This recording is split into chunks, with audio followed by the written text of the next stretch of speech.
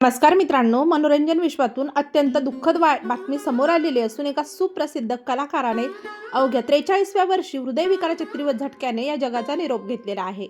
पाहूया संपूर्ण बातमी. तत्पूर्वी आपण जर तारांगण या यूट्यूब चॅनलला सबस्क्राईब केलं नसेल तर एकदा नक्की सबस्क्राईब करून द्या.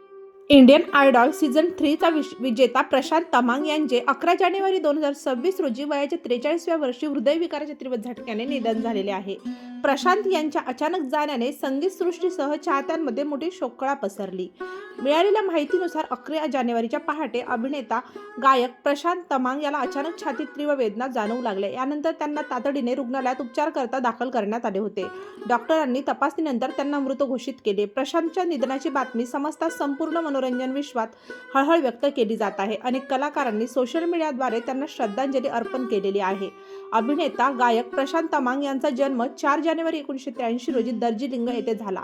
लहान वयातच वडिलांचे छत्र हरपल्याने कुटुंबाची जबाबदारी त्यांच्या खांद्यावर आली.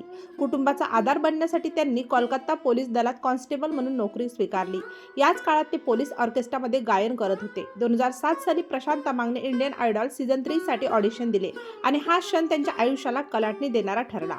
आपल्या साध्या व्यक्तिमत्वामुळे आणि भावस्पर्शी गायनामुळे त्यांनी प्रेक्षकांची मन जिंकून घेतली आणि अखेर विजेतेपद पटकावलं. या विजयानंतर त्यांनी धन्यवाद हा संगीत अल्बम प्रदर्शित केला. देश विदेशात अनेक लाईव्ह शो करत त्यांनी स्वतःला एक यशस्वी प्लेबॅक व लाईव्ह परफॉर्मर म्हणून स्वतःला सिद्ध केले होते.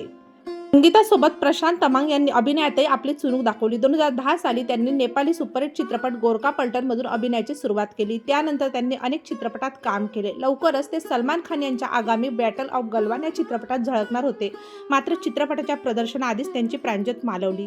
आपल्या तारांगण या यूट्यूब चॅनलद्वारे अभिनेता गायक प्रशांत तमांग यांना भावपूर्ण श्रद्धांजली.